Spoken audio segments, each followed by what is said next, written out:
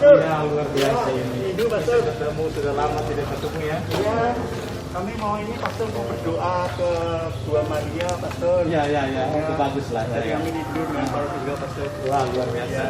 Pastor tidak Ya, jumpa. Sehat-sehat? Iya. Iya Pastor. Sehat juga.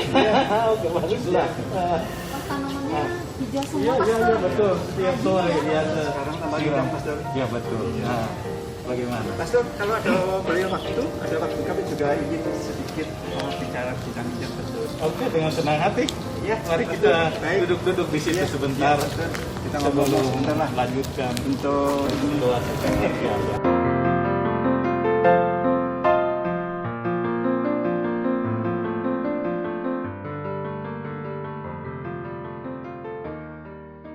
begini Pastor Albert, selama ini kami mengikuti live streaming misa hari Minggu di rumah sama Anik Pastor. Bagus lah. Jadi, Tiap minggu itu ya. Iya Iya. Pastor. Kemudian setiap kali misa kan kami tidak memberikan kolekte Pastor. Iya, iya. Jadi kami berdua sepakat untuk dikumpulkan Bagus, setiap bagus, minggu. ya. Jadi sekarang sudah 3 bulan Pastor, dari bulan Maret, April, Mei Pastor Ya, ya. ya. Jadi ini kami mau menyerahkan kolekte ini untuk gereja Pastor. Mohon bisa diterima Pastor. Terima kasih Iya, Pak Darmo. Pastor. Ibu Anik, terima Jadi, kasih. nggak lengkap rasanya Pastor kalau tidak ada kolekte. Luar biasa.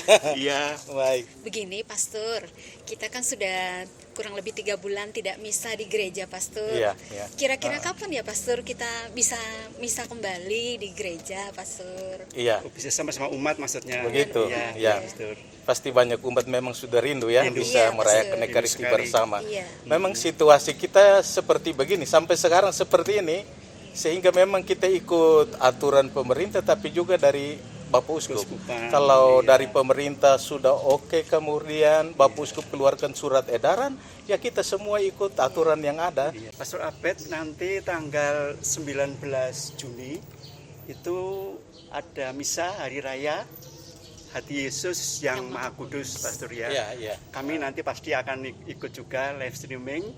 Sebelum itu kami sangat ingin mendapat penjelasan dari Pastor Abed apa itu sih hari raya Hati Yesus yang Maha Kudus Pastor. Baik Pak Darmo dan Ibu Anik, setiap tahun kita merayakan Hari Raya Hati Yesus yang Maha Kudus. Iya. Dan hari raya ini merupakan hari raya liturgis. Oh, Ya, dan iya, itu iya. sejak tahun 1856 Paus Pius ke-11 menetapkan sebagai perayaan resmi di dalam gereja, dimasukkan dalam kalender penanggalan liturgi. Dengan begitu menjadi perayaan gereja universal, maksudnya semua umat Katolik di seluruh dunia merayakan perayaan itu. Hari raya Pastor ya. Ya, kalau hari saya raya lihat, dan hari sampai sekarang kita rayakan. Iya. Ya. Berarti umat Iya. wajib ikut juga Pastor itu Pastor ya. Iya. Hari raya ya. Ya, lewat live streaming. Iya. Ya.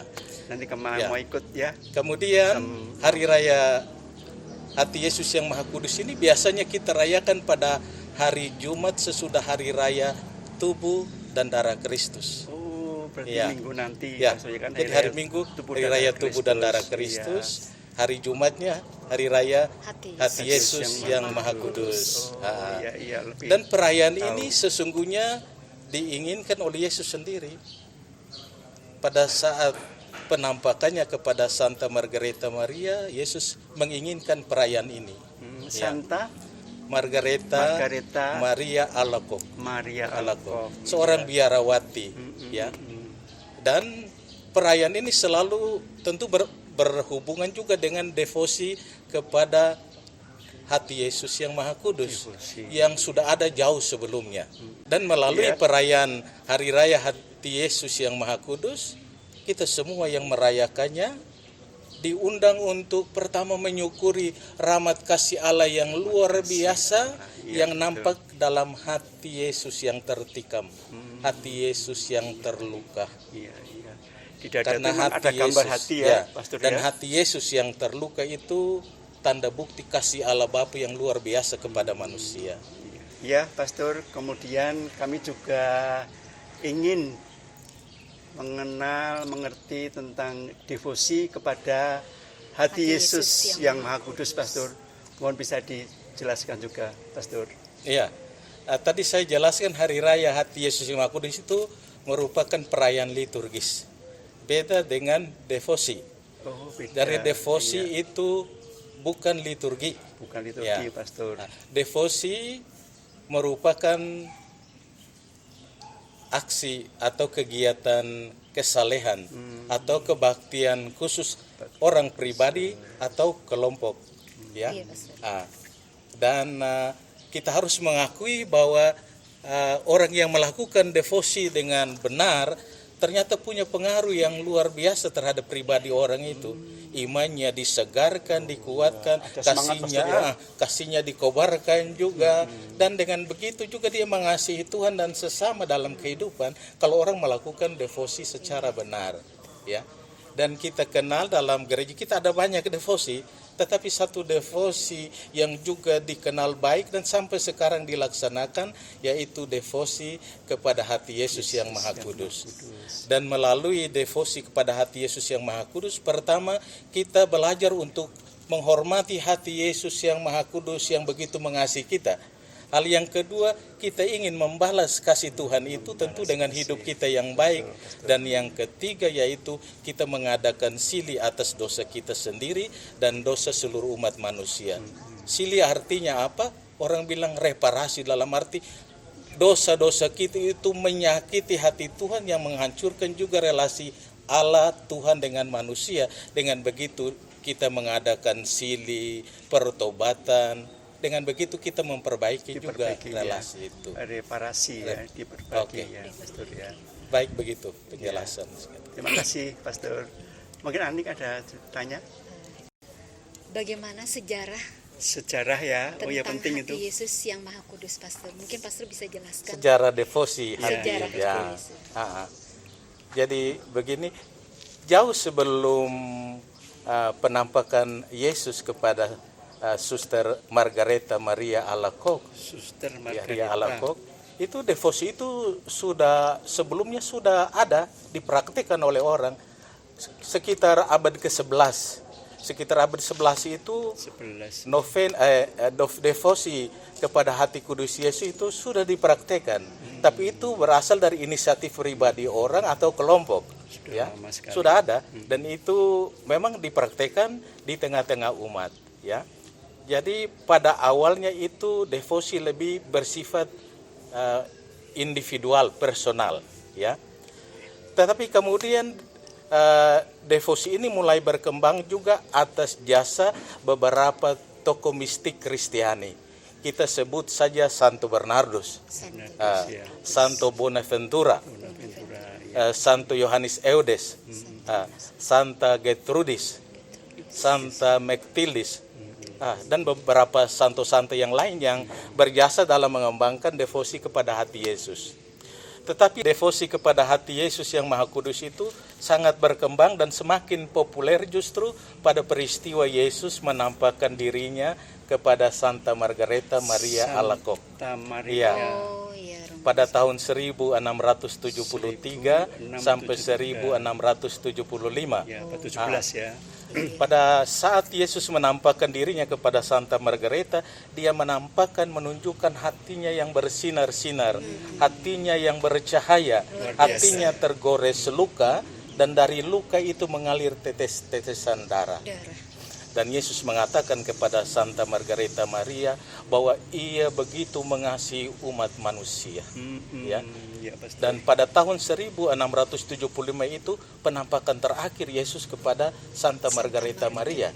Dan pesannya yang penting, Yesus mengatakan begini, ingat hatiku ini yang sangat mencintai manusia. Tetapi sebagai ganti terima kasih, aku hanya menerima dari banyak orang sikap hati yang dingin. Sikap acuh tak acuh, penghujatan, caci maki, memiliki dosa sakrilegi, berarti dosa melawan sakramen, terlebih sakramen Ekaristi. Dan pada saat itu Yesus mendesak Margareta supaya membantu manusia, meyakinkan manusia, menimbulkan dalam hati manusia kerinduan besar untuk mengenal Yesus melalui devosi kepada hatinya yang Maha Kudus. Dan tentu dengan demikian manusia ingin membalas kasih itu. Kemudian Yesus menyampaikan bagaimana Margareta melaksanakan devosi itu. Antara lain yaitu dengan seringkali menerima komunikus kudus, teristimewa pada hari Jumat pertama dalam bulan, Jumat pertama nih. Selama Jumat pertama. 9 bulan berturut-turut. 9 bulan Pastor ya. Ya, 9 bulan berturut-turut, dan berjaga di depan sakramen Maha Kudus pada setiap malam Jumat. Kamis malam. Maksudnya apa? Supaya mengenang penderitaan Kristus dan pengkhianatan manusia terhadap hatinya yang suci itu. Kita kenangkan peristiwa Getsemani. Getsemani Ya. ya. Kamis putih. Setiap malam Jumat ya itu Pastor Hari ya. Jumat. Sehingga selain hari raya Hati Kudus, setiap hari Jumat kita secara khusus menghormati Hati Kudus, juga bulan Juni, bulan yang dipersembahkan untuk menghormati Bulan ini nanti. Tanggal Hati 19 Kudus. ini nanti ya Pastor ya, misalnya ya. Kita Ya, rayakan. kemudian orang yang berdevosi kepada Hati Kudus itu selalu berbicara tentang janji Hati Kudus. Ya. Iya. Apa itu Pastor janjinya? Jadi Yesus menjanjikan, jadi yang dikenal dengan 12 janji Hati Kudus. Nah, nanti bisa pelajari sendiri, tapi salah satu janji itu bahwa Yesus akan menjadi naungan bagi orang sepanjang hidup, teristimewa di saat ajalnya.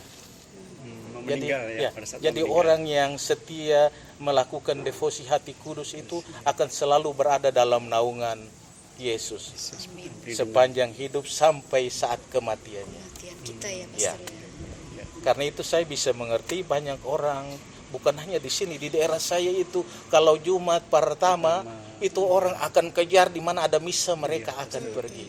Tapi sebenarnya bukan karena janji itu, tetapi terlebih kita juga mau membalas kasih Tuhan yang pertama mengasihi kita secara luar biasa. Menghormati juga Iya. ya Pastor ya. Setiap bulan. Terima kasih Pastor, tadi Pastor telah menjelaskan dengan sangat mendalam tentang hari raya Hati Yesus yang Maha Kudus. Dan devosi. Dan devosinya Pastor. Tapi saya ingin bertanya Pastor, bagaimana Pastor saya menghayati dan menerapkannya dalam keluarga Pastor? Iya, kami Iya. ingin mempraktekkan Pastor dalam keluarga Pastor. Hal yang pertama, Iya, Pastor. kita percaya Tuhan begitu mengasihi kita.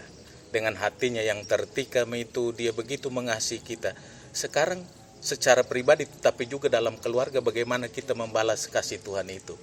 Antara lain kita buat devosi kepada Hati Kudus di dalam keluarga. Entah itu ada arca Hati Kudus atau ada gambar Hati Kudus di rumah, dan kita bisa buat devosi. Nanti kita coba devosi akan kita di usahakan dalam keluarga untuk membangkitkan rasa cinta kita yang luar biasa juga kepada Tuhan. Yang pertama mengasihi kita secara luar biasa itu. Kemudian hal yang kedua, devosi kepada Hati Kudus Yesus itu tidak bisa dipisahkan dari perayaan Ekaristi. Jadi orang yang punya devosi bagus kepada Hati Kudus Yesus, dia juga harus lebih bersemangat dalam mengikuti Ekaristi dan punya kerinduan untuk menyambut tubuh Tuhan. Sehingga tidak ada devosi yang benar dan besar kepada Hati Kudus tanpa kecintaan yang besar pula kepada Ekaristi. Karena apa? Di dalam perayaan Ekaristi itu kita memandang Hati Kudus yang tertikam secara tersamar dalam Ekaristi, khususnya dalam tubuh dan darahnya. Tetapi juga ada kerinduan besar supaya menyambut tubuh Tuhan, tetapi menyambut tubuh Tuhan secara pantas. Oleh karena itu penting pertobatan, pembaharuan hati yang kita perlu siapkan sebelum menerima komunik kudus, pertobatan. Dan itu juga pesan Yesus itu. Kemudian hal yang ketiga, devosi kepada Hati Kudus tidak sekedar ritus. Toh, kalau umpamanya kita rajin devosi, kelihatan kusuk sekali, tapi kelakuan kita buruk, sebenarnya tidak ada arti banyak juga. Toh? Karena itu devosi tidak sebatas ritus. Iya, Pastor. tidak sebatas kegiatan kesalehan pribadi, tetapi terlebih yang diharapkan devosi menjadi suatu cara hidup menurut hati Yesus. Sehingga apa? Kekayaan hati Yesus, kelemah lembutan, kebaikan hati, kemurahan hati, bela rasa, pengampunan, kekayaan hati Yesus itu yang diharapkan pelan-pelan ada di dalam hati kita. Bukan hanya tinggal terus di dalam hati kita, tapi juga kita tunjukkan itu dalam kehidupan, ya, diungkapkan di dalam keluarga, di tengah masyarakat. Nah, dan itu yang penting. Sehingga setiap kali kita berbuat devosi kepada hati kudus dan kita berdoa, Yesus jadikan hatiku seperti hatimu. Ah, artinya apa? Artinya bahwa kekayaan hati Yesus yang tadi saya sebutkan itu harus juga menjadi kekayaan hati saya. Bagaimana mungkin saya rajin berdevosi tapi saya dendam sama orang, tidak mau ampuni? Tidak ada arti banyak. Sehingga secara konkret memang begitu kita bisa praktekkan dalam hidup pribadi tetapi juga di dalam masyarakat. Dengan begitu maka kita pantas disebut sebagai murid-murid hati kudus Yesus. Luar biasa. Dengan begitu dikasihilah hati kudus Yesus di mana-mana, ya. Dan itu luar biasa, sangat indah devosi itu, ya. Jadi kita bisa buat secara pribadi tetapi juga di dalam keluarga bagus kalau kita buat itu. Terlebih pada momen-momen penting, ya. Pada bulan Hati Kudus seperti bulan Juni sekarang ini menjelang Hari Raya Hati Kudus, hari Jumat pertama, ya kita lakukan itu. Nanti kita coba ya. Oke. Praktekkan. Saya pikir bagus kalau Iya, memang. Pastor. Waduh, luar biasa. Iya. Baik Pastor, Sungguh-sungguh kami mohon pencerahan. doanya Pastor setelah Iya. mendengarkan ungkapan tadi. Biar Semoga kami dimampukan. Ya, Iya. betul. Kita Melakukan semua Pastor. kita semua berusaha untuk menjadi murid hati Yesus yang baik. Amin, Pastor. Dalam nama Bapa dan Putra dan Roh Kudus. Amin. Allah Bapa yang Maha Pengasih, kami berterima kasih karena secara luar biasa Engkau mengasihi kami melalui Yesus Kristus Putramu yang hatinya tertikam dan terluka bagi kami. Kami mohon semoga kekayaan hatinya juga menjadi kekayaan hati kami seperti yang selalu kami doakan. Yesus, jadikanlah hati kami seperti hati-Mu.